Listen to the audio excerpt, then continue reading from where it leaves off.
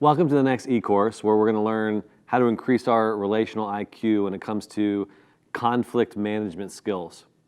If you're in any kind of relationship for a substantive amount of time, conflict is inevitable. Have you ever noticed that? I'm sure you have. When we're in conflict, we have all different responses, reactions, approaches to handling it based on our personality, family history, life experiences, or what we've been modeled for us.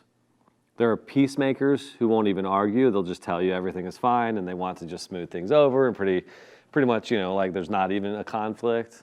Then there's what I would call sulkers who are just downcast, pouty. When there's a conflict, they often shut down. You ask them, are you okay? And they say with this downcast tone, yeah, I'm fine, Then there are others that are like stuffers, right? You ask them if they're okay and they give you a short, punchy response like, yes, I'm fine, or something like that. They turn everything inward and they stuff it and they won't talk about it, but they carry the grudge and the bad mood, comes along with it. Then there's the litigator who's never wrong, at least in their mind. Right? They're so good at arguing, they just always win. Annoying, I know.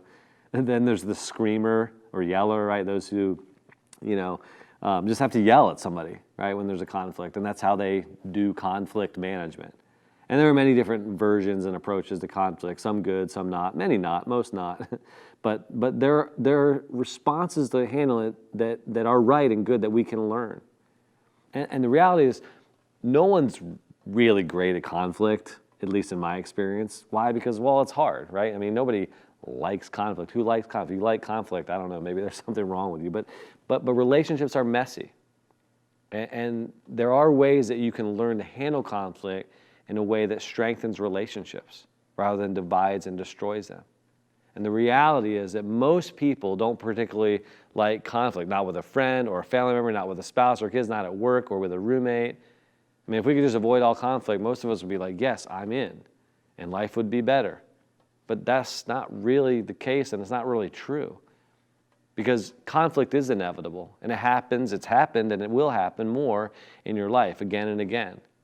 And so the goal here, according to the Bible, and just like human-to-human interactions, you just look at it from that perspective, is there are going to be breakdowns of relationships, that we're going to be required to face them if we want to have healthy relationships.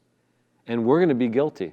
We're going to be the ones that do the wrong thing that need, to resolve conflicts, and we're going to be the ones that get hurt, and have our feelings hurt or get offended as well. We're going to be on both sides of it.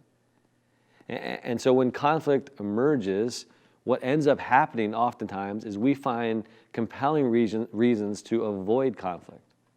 I mean, one of the broken records that I have heard many times in my life when it comes to conflict is something like, oh, conflict, I'm not very good at handling conflict. I'm thinking to myself, of course you're not. Hello, nobody's good at handling conflict. No one was really ever taught how to engage conflict well. I mean, anybody I talk to, they didn't get it modeled well for them by their parents or growing up or in any place that they knew. But it doesn't change the fact that conflict is still part of relationships. And if we want to strengthen our relationships, we must improve our ability to navigate the dynamics of conflict. And on one of my first dates with Sherry, my now wife, we got into this little conflict. But, since we were basically about to fall in love stage, or I guess falling in love stage, this conflict was more like a flirtatious argument, if you know what I'm saying. So somehow we started talking about those Reese's peanut butter cup, eggs that they come out at Easter usually, right? They're like stuffed with peanut butter, covered with chocolate. And I told her how much I love these, eggs, and I ate 5 of them one time in one sitting, and she was like, "Oh my goodness, those have like 30 grams of fat in each one." And I was like, "No, they don't have that much. They're way better for you than that." Is basically how the argument went. So this argument ensues, and neither of us really knew. We just sort of were like, "No, I think it has 10. I think it has 30." And so anyway, the argument ends pretty satisfactorily. But I go to the store the next day. I pick up one of those eggs. And sure enough, I had said it has about 10 grams. She said it had about 30. And of course, it had about 10, right? I was right. So what did I do? Go show her up? No, I didn't do that. Remember, I was falling in love and wanted to eventually marry this woman. So I took a pen and I marked off the 10 and I put 30, I know. And I brought it to her and I showed her that. And she was like, "Oh, you did that for me," you know. And goofy story, but what she said to me not long after is when you did that, it was not only sort of like cute and sweet. I knew that you really understood me. I knew that you really got me.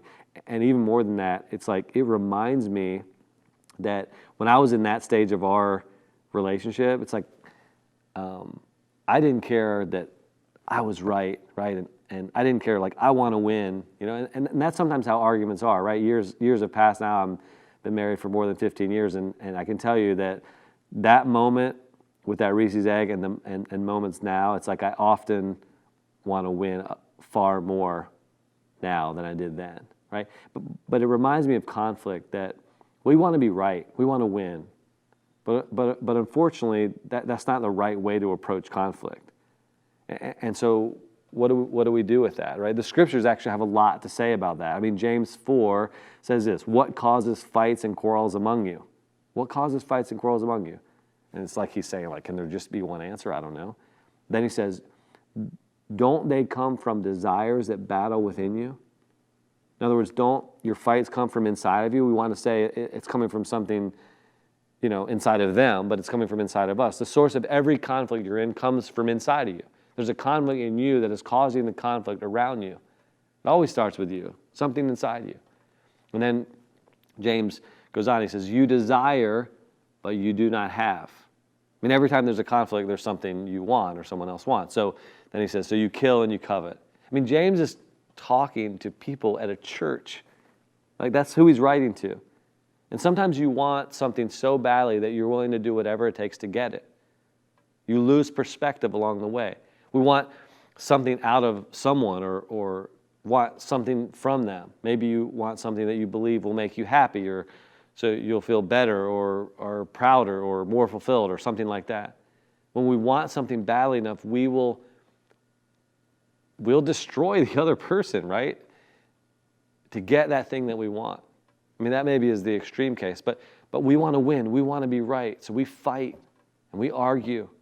We find ways to defend it, whatever we're trying to defend, right? We come up with reasons to justify it. We lie to ourselves. We're not honest. We live in denial. When any of us are in conflict, we have this resistance to owning any of it. We just do. We're almost always thinking it's the other person's fault, completely the other person's fault. It makes it hard. It makes it harder for us to apologize because we don't think we did anything wrong. I mean, maybe this is just me here going off on something, but I think you can relate if you're honest. We're going to talk more about conflict, but at this point, I mean, think about that for you. I mean, think about how hard it is sometimes to apologize. And think about how sometimes you have that drive to, I want to win, or I want to be right.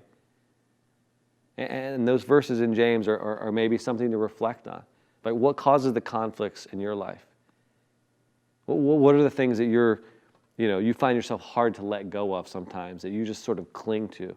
Or the things that you deny, or how much do you blame someone else, right, when there's a conflict? Always, mostly always, never, doubt it, right? But this is an important starting point for conflict. Conflict is inevitable. It's going to happen, and we need to become people who say, all right, I'm determined that I'm going to get better at this. But it takes work and intentionality and the pursuit of growth.